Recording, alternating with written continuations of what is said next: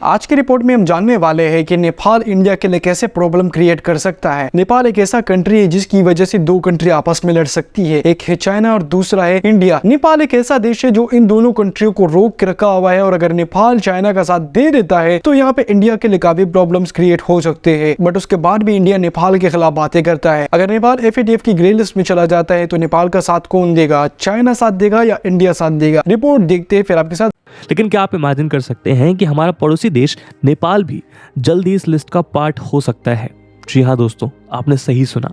पिछले कुछ घंटों से मीडिया चैनल्स लगातार ये रिपोर्ट चला रहे हैं कि नेपाल जल्द ही FATF की ग्रे लिस्ट में शामिल हो सकता है। और ये कोई पहली बार नहीं है।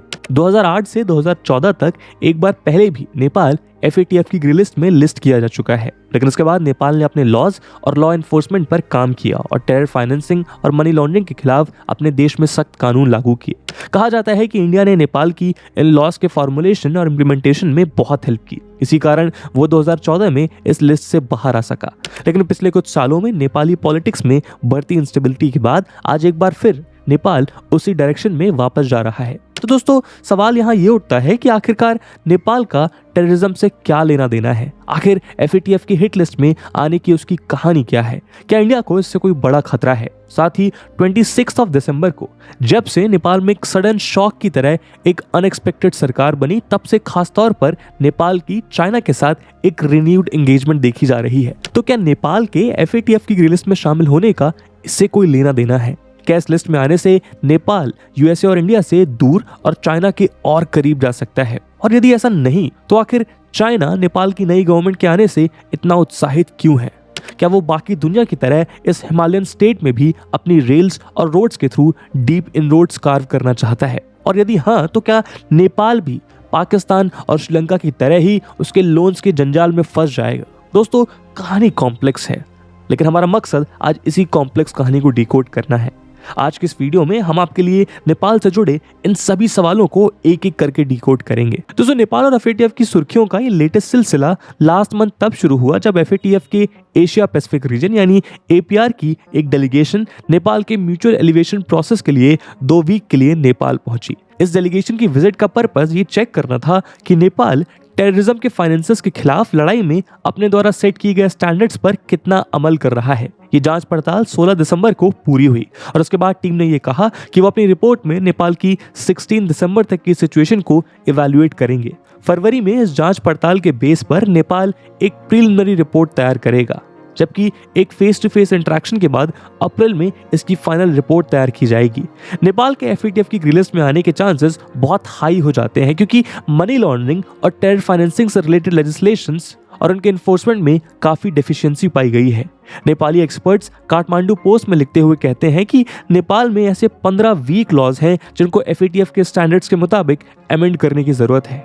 आपकी जानकारी के लिए बता दें कि FATF एक Paris based inter governmental organisation है जो इंटरनेशनल लेवल पर मनी लॉन्ड्रिंग और टेरर फाइनेंसिंग के मुद्दों के साथ डील करती है। ये देशों की निगरानी करती है और जब किसी देश में उसको मनी लॉन्ड्रिंग या टेरर की फाइनेंसिंग से रिलेटेड सबूत मिलते हैं तो उस देश को इनकी ग्रे या ब्लैक लिस्ट में डालकर पनिश किया जाता है। ब्लैक लिस्ट FATF की हाई रिस्क कंट्रीज के लिए यूज की जाती है। आज की डेट में इसमें नॉर्थ कोरिया, ईरान और म्यांमार जैसे देश मौजूद हैं। ब्लैक लिस्ट होने के बाद एक देश के लिए लेजिटिमेट इंटरनेशनल ट्रेड और ट्रांजैक्शंस इम्पॉसिबल हो जाते हैं, जिसका ग्रेव इम्पैक्ट उस देश की फॉरेन इन्वेस्टमेंट पर पड़ता है। लिस्टेड कंट्रीज पर अलग अलग इकोनॉमिक, ट्रेड और ट्रांजैक्शंस रिलेटेड सैंक्शंस इंपोज किए जाते हैं और साथ ही इनसे बहुत से बेनिफिट्स भी छीन लिए जाते हैं। जबकि ग्रे लिस्ट उन कंट्रीज को डिनोट करती है जिनके मनी लॉन्ड्रिंग और anti terror financing related laws में डेफिशिएंसीज पाई जाती हैं। हालांकि ग्रे लिस्ट में कंट्री के ऊपर सैंक्शंस इंपोज नहीं होते, किंतु इंटरनेशनल बैंकिंग सिस्टम ये सिग्नल कर देता है कि उस देश के साथ बिजनेस बहुत रिस्की हो सकता है। इस देश की ट्रेड अपॉर्चुनिटीज रेस्ट्रिक्ट हो जाती हैं और उसकी रेटिंग्स भी गोते खाने लगती हैं। और IMF के मुताबिक ग्रे लिस्ट का मतलब है कि आपके ऊपर फ्यूचर ब्लैक लिस्टिंग के चांसेस भी बहुत ज्यादा बढ़ जाते हैं। साथ ही इस प्रोसेस में वो देश इंटरनेशनल बैंक्स के साथ करस्पॉन्डेंट बैंकिंग के ऑप्शन को लूज कर देता है। करस्पॉन्डेंट बैंक्स एक तरह के इंटरमीडियरी बैंक्स होते हैं जिनके थ्रू किसी देश के डोमेस्टिक बैंक्स फॉरेन बैंक्स के साथ ट्रांजैक्शंस और फाइनेंशियल सर्विसेज एक्सचेंज कर पाते हैं। IMF की publication Nepal into and out of grey के मुताबिक करस्पॉन्डेंट बैंकिंग के बिना नेपाल का ट्रेड अंडरग्राउंड हो जाएगा, जिसको उनकी गवर्नमेंट द्वारा मेजर या रेगुलेट करना बहुत मुश्किल होगा। साथ ही इसके बाद नेपाली माइग्रेंट वर्कर्स अपने घर रेमिटेंसेस भी सेंड नहीं कर पाएंगे। और दोस्तों, इन सबका प्रैक्टिकल उदाहरण देखने के लिए हमें बहुत दूर जाने की जरूरत नहीं है। हमारा पड़ोसी देश पाकिस्तान इस बात का जीता जागता एग्जाम्पल है कि ग्रे लिस्टिंग एक देश की इकोनॉमी को कितनी बुरी तरह हर्ट कर सकती है। रिपोर्ट्स के मुताबिक 2008 से 2019 तक पाकिस्तान की FATF ग्रे लिस्ट से उसको $38 बिलियन के GDP का लॉस हुआ है। खैर, अक्टूबर में इंडिया का एक पड़ोसी पाकिस्तान तो इस लिस्ट से बाहर निकल गया था, लेकिन आज दूसरा पड़ोसी नेपाल अंदर जाने की तैयारी में बैठा है। हालांकि पाकिस्तान से ओरिजिनेट होने वाला टेररिज्म इंडिया के लिए आज भी कोई कम सरदर्द नहीं है, तो ऐसे में नेपाल से ऐसे न्यूज़ का आना इंडिया के लिए बड़ा कंसर्न दिखाई पड़ता है। ये इसलिए भी बहुत कंसर्निंग है क्योंकि यूएस की इंटेलिजेंस एजेंसीज ने ये रिपोर्ट किया था कि पाकिस्तान टेररिस्ट ग्रुप्स जैसे जैश-ए-मोहम्मद, लश्कर-ए-तैयबा और हताकुत-उल-जिहाद इस्लामी के साथ क्लोज टाइज रखने वाला terrorist group Indian Mujahideen India के अगेंस्ट टेररिस्ट एक्टिविटीज प्लान करने के लिए नेपाल को अपने हब की तरह यूज कर रहा है। लेकिन उतना ही कंसर्निंग मुद्दा यहाँ ये भी है कि नेपाल के केस में ब्लैक लिस्टिंग तो छोड़िए, खाली ग्रे लिस्टिंग भी उसकी स्ट्रगलिंग इकोनॉमी को डैमेज करने के लिए काफी है, क्योंकि ये देश एक बड़े लेवल पर फॉरेन एड, रेमिटेंसेस और इंपोर्ट्स पर डिपेंडेंट है। साथ ही नेपाल के पास सऊदी अरेबिया या UAE जैसे बिग लेंडर्स भी नहीं है जो पाकिस्तान की तरह उसको भी लोन पर लोन देते रहे। ऐसे में वेस्ट डोमिनेटेड फाइनेंशियल इंस्टीट्यूशन से कट ऑफ और साथ ही किसी और ऑप्शन का ना होना नेपाल को एक बड़े लेवल पर चाइनीज लोन्स का विक्टिम बना सकते हैं। ऐसे में खतरा यह है कि नेपाल वेस्ट से आइसोलेट होकर चाइना के गुट में शामिल हो सकता है। और तो और दोस्तों, ये सभी काफी नहीं था कि अब से कुछ ही दिन पहले नेपाल की डोमेस्टिक पॉलिटिक्स में कुछ ऐसे ड्रामेटिक चेंजेस हुए जो एक बार फिर नेपाल को पूरी तरह से चाइना की ओर ढकेलने की तैयारी कर रहे हैं। कौन सा डेवलपमेंट है वो, आइए गौर से देखते हैं।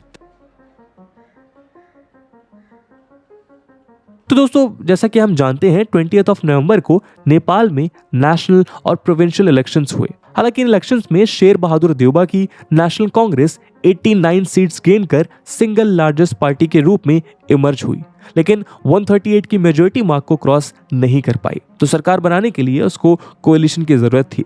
उम्मीद थी कि वो अपने प्री पॉली अलाई पुष्पा कमाल दहाल यानी प्रचंडा के साथ सरकार बनाएंगे।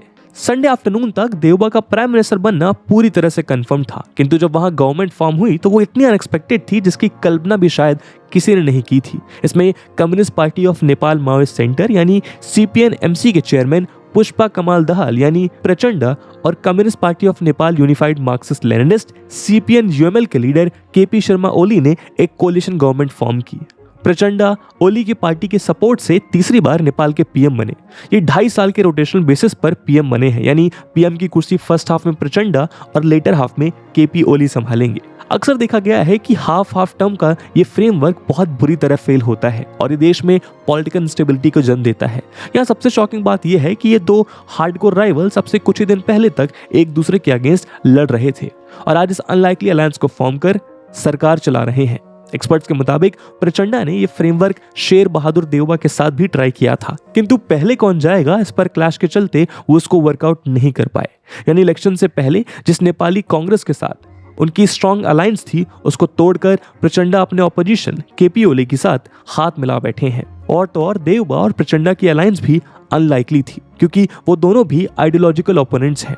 देउबा और प्रचंडा नेपाली सिविल वॉर के टाइम एक दूसरे के आमने सामने खड़े थे। इस वॉर में मरने वालों में से 17,000 नेपाली कांग्रेस के कैडेट थे। कहा जाता है कि इस वॉर के दौरान देउबा पर भी कम्युनिस्ट द्वारा एक जानलेवा हमला हुआ था।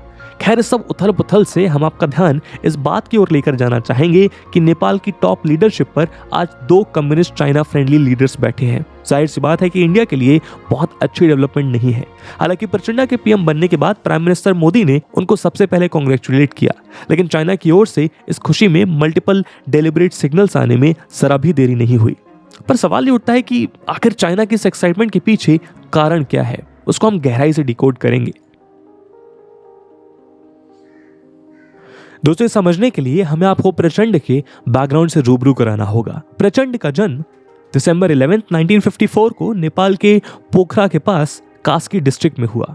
वो बचपन से ही कम्युनिस्ट चाइना के फादर माओ जेडोंग से बहुत इंस्पायर्ड थे। ये महज एक कोइंसिडेंस है कि 26 दिसंबर को जब प्रचंडा ने न्यू PM के रूप में ओथ ली, वो दिन चाइनीज प्रीमियर माओ जेडोंग की 130th बर्थ एनिवर्सरी थी।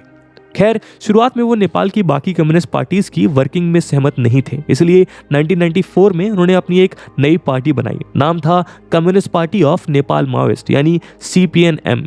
इस समय नेपाल में कॉन्स्टिट्यूशनल मोनार्की का प्रचलन था। इसके बाद 1996 में जब शेर बहादुर देउबा नेपाल के PM थे, उस समय प्रचंडा की पार्टी ने उनको एक लेटर लिखा। इसमें उनकी 40 डिमांड्स थी, जिसमें 1950 की नेपाल इंडिया फ्रेंडशिप ट्रीटी को एब्रोगेट करना और इंडो नेपाली बॉर्डर के स्ट्रिक्ट मैनेजमेंट की मांग भी शामिल थी। वो माओ के कल्चरल रिवॉल्यूशन से इंस्पायर होकर देश में एक एंटी वेस्ट कम्युनिस्ट रिवॉल्यूशन लाना चाहते थे। उन्होंने सरकार को धमकी दी कि यदि उनकी सभी मांगें पूरी नहीं करी गई तो वो उनके खिलाफ एक सिविल वॉर छेड़ देंगे, और जिस चीज का डर था वही हुआ। डेडलाइन आने से पहले ही नेपाल की कम्युनिस्ट पार्टी ने देश में जगह जगह सिविल वॉर छेड़ दिया।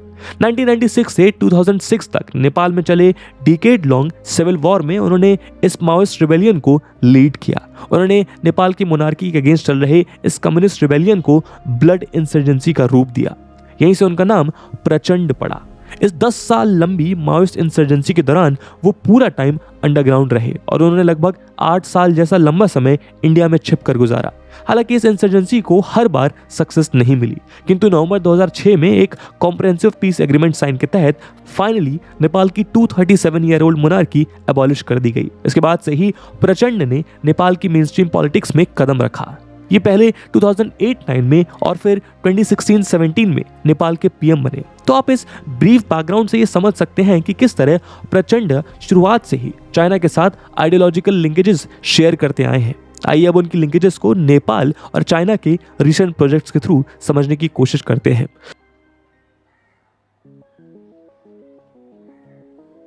तो दोस्तों, जैसा कि हमने देखा 26 नवंबर को प्रचंड ने शपथ ली और अगले ही दिन से चाइना के साथ उनके गुडविल जेस्चर्स की बौछार होने लगी।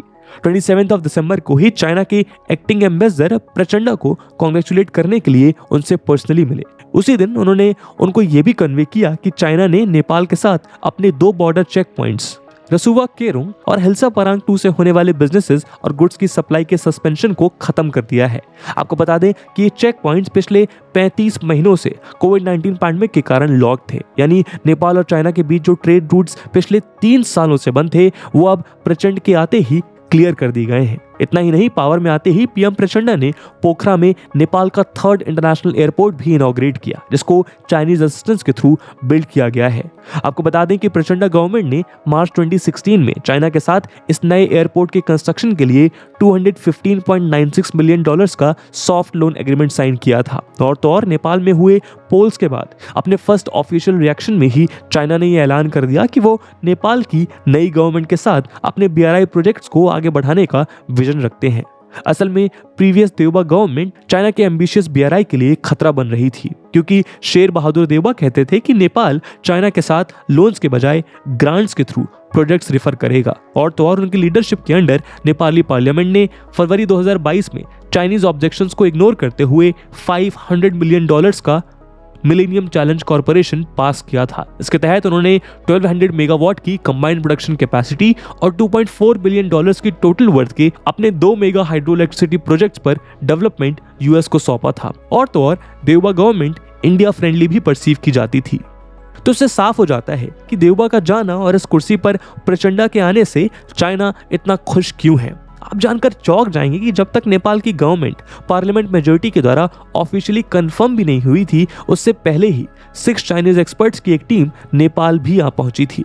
ये टीम नेपाल में काठमांडू जिलोंग रेलवे स्टेशन की फिजिबिलिटी स्टडी करने के लिए काठमांडू गई थी। आपको बता दें कि ये ambitious Kathmandu Kerung railway line China की बेल्ट एंड रोड इनिशिएटिव का पार्ट है।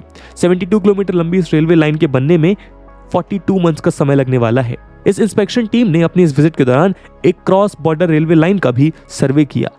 तो दोस्तों, जैसा कि हम जानते हैं कि नेपाल एक लैंडलॉक्ड कंट्री है।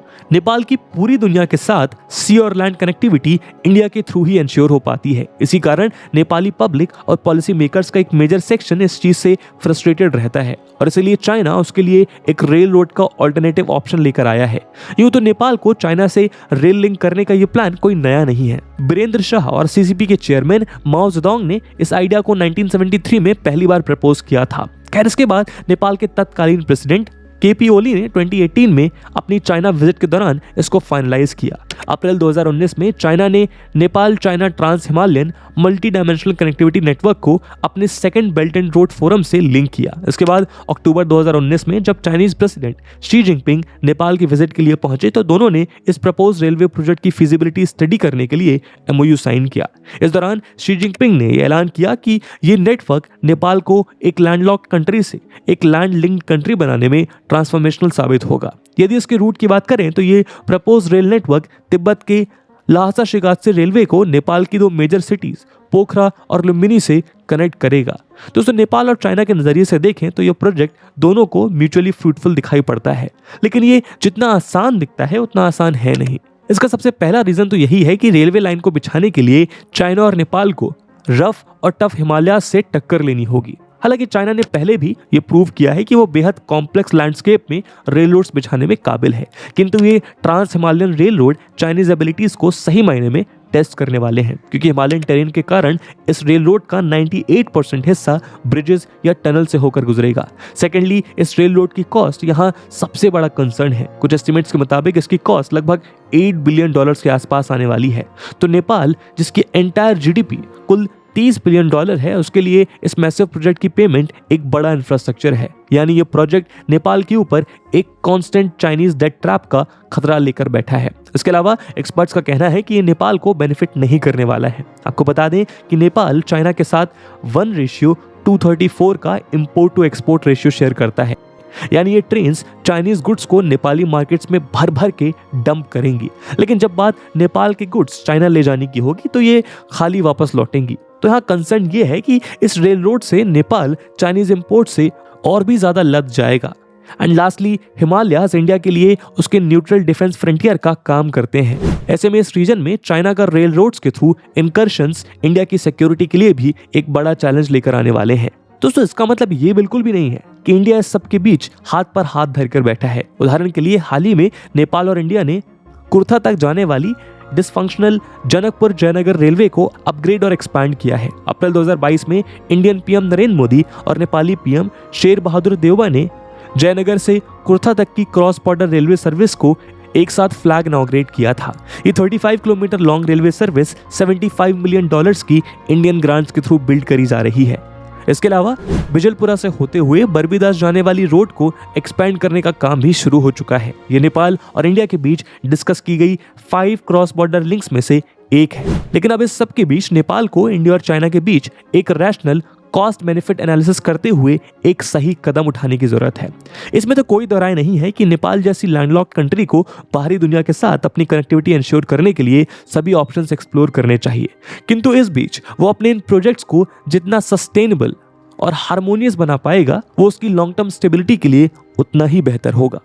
वरना हमने देखा है कि किस प्रकार चाइना देशों की इकोनॉमिकल स्टेबिलिटी को तबाह करने और उनको अपने डेट ट्रैप में फंसाने में एक्सपर्ट बन चुका है। नेपाल एक ऐसा कंट्री है जिसकी वजह से 2 कंट्री आपस में लड़ सकती है और नहीं भी लड़ सकती। अगर इंडिया और चाइना को कोई रोक के रखा हुआ है सिर्फ एक कंट्री है, वो है नेपाल, क्योंकि इन दोनों कंट्रियों के बीच में नेपाल एक ऐसा कंट्री है जिसकी वजह से काफी लड़ाइयां कम हो जाती है। बट वहां पे नेपाल एक प्रॉब्लम क्रिएट कर सकता है इंडिया के लिए। अगर नेपाल का नया इंटरनेशनल एयरपोर्ट अगर नेपाल चाइना को दे देता है एयरबेस बनाने के लिए, यहाँ पे इंडिया के लिए प्रॉब्लम क्रिएट हो जाता है। एक ट्रैक जंक्शन पे भी लड़ाई चल रही है जिसका नाम है लेपुलेक लिंपियादुर एंड काला पानी। ये ऐसा ट्रक जंक्शन है जिसकी वजह से नेपाल इंडिया की लड़ाइयां होती है और इसी लड़ाई का फायदा चाइना उठा सकता है। तो कैसे नेपाल एक जगह से पूरी इंडिया को डिस्ट्रॉय कर सकता है। रिपोर्ट आपने जाना, अच्छा लगा हो तो लाइक शेयर सब्सक्राइब कर सकते हैं आप लोग।